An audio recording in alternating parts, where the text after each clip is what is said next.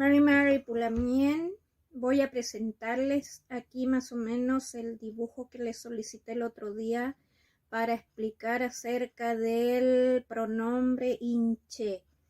Este es el círculo y acá en el centro está el pronombre inche, que quiere decir yo.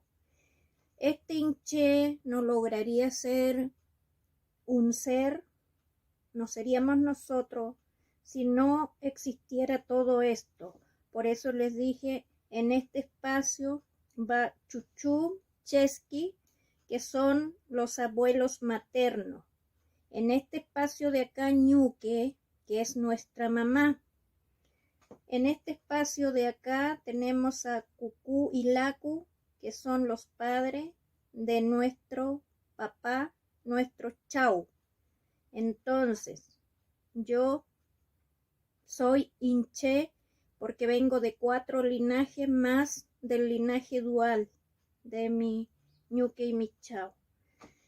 Esto se ordena partiendo desde el Huiñol Chipantu. Cuando decimos nosotros, hice un sol ahí para explicarle más o menos. El Huiñol Chipantu comienza en invierno, Puquem, y es cuando están las energías del agua, cuando llueve y todo se está limpiando, está haciendo un proceso la energía del Nehuen del agua. Después nos venimos a este espacio, está Mapu, que es la tierra, y esto es en tiempo de Pegú, primavera, que es el tiempo de brote, donde todo renace, florece nuevamente, porque acá ya se ha hecho el proceso de limpia, entonces todo lo que brota viene limpio. Nos pasamos hacia acá ya para celebrar la abundancia de frutas, de legumbres.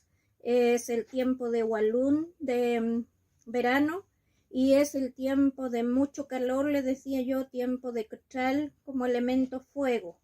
Después viene este otro espacio que es ya el tiempo cuando se recogen la siembra y lo que hace el viento, porque Kruf es viento, hace un barrido para dejar todo limpio, y es en tiempo de Rimón, otoño.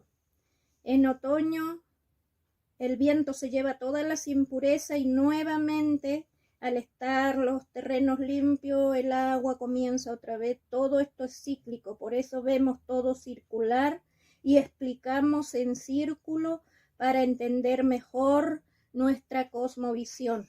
Está la luna también ahí, porque en un ciclo completo de sol hay 13 ciclos de luna.